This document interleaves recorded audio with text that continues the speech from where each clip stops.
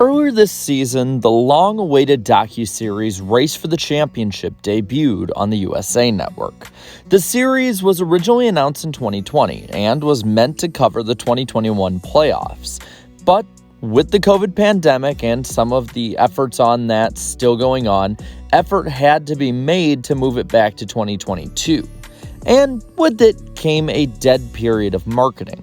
With no signs of coming soon, many of the casual fans that the series was supposed to attract had zero interest in what they had to offer. And while the trailer was really good, and I gotta say, it was a very, very good trailer, it really only resonated with the hardcore NASCAR fan. So, once it was also announced that the series would air on Thursday nights at a very late time slot against the NFL's Thursday Night Football, among other things, the fate of low ratings was unfortunately set. The premiere on September 1st had 233,000 viewers, a low viewership tally that has only been eclipsed once, the week after with 258,000, and has tumbled all the way down to 96,000 as recently as this past week of September 29th. But for a series meant to have a cultural impact on NASCAR, a similar one the Drive to Survive did for Formula One, it has been a 5-week crash course of failure.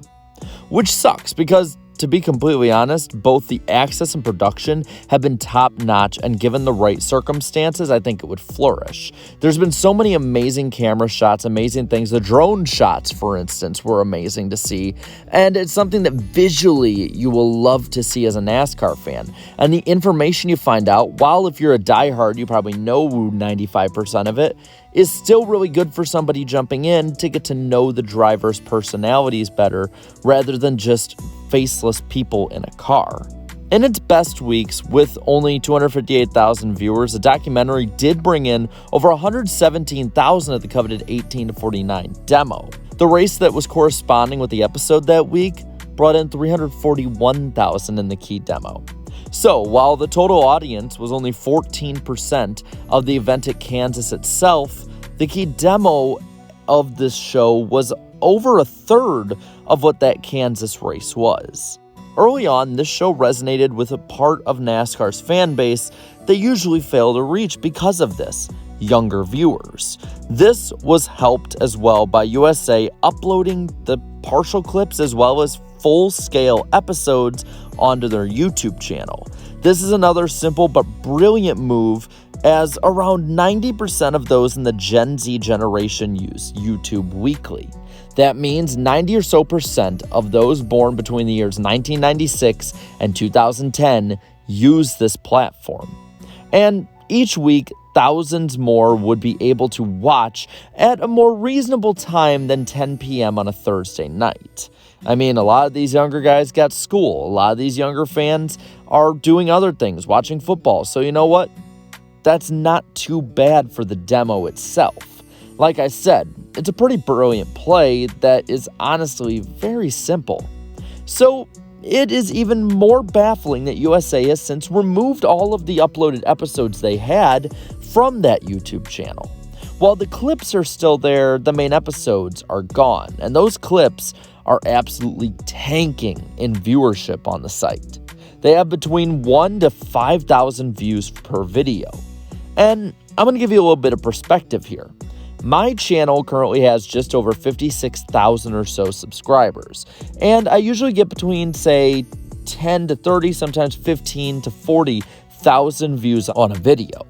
The USA channel on YouTube has almost 250,000 subscribers and can't get routinely higher than a view count of a channel that doesn't even have a quarter of their following. So this is a big problem, and really we need to ask, what's the solution?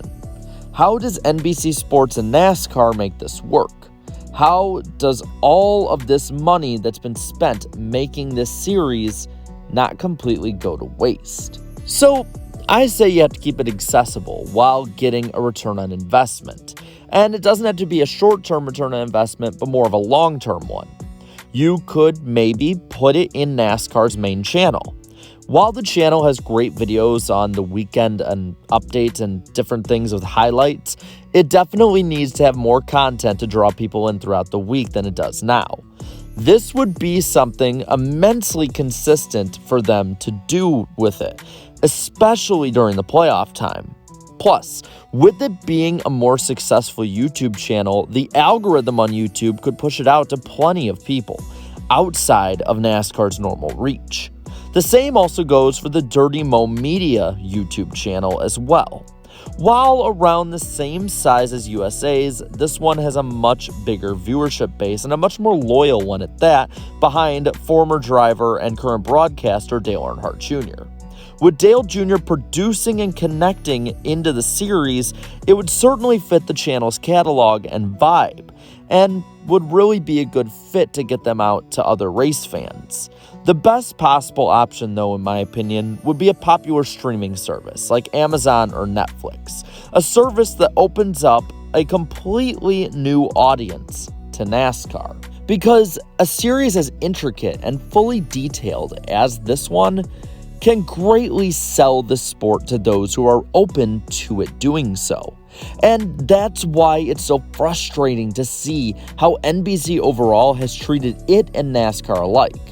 Overall, NBC's treatment of NASCAR outside the broadcasts themselves on races in recent years has been one synonymous with that of a lame duck broadcaster, feeling very similar to the closing years that NBC had in the 2001 to 2006 deal more than anything.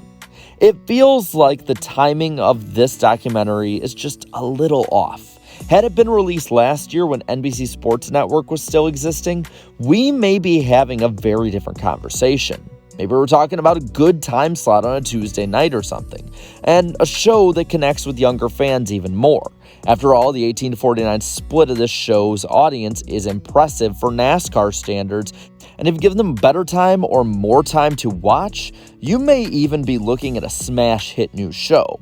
Instead, we have one of the biggest duds that we could in ratings that are honestly cancel-worthy. It sucks as well because if this flops majorly, still then, well, it could lead both those at NASCAR and any current or future partners from doing a series like this again. This altogether is why this is such a missed opportunity. But with that, I want to pass this on to you.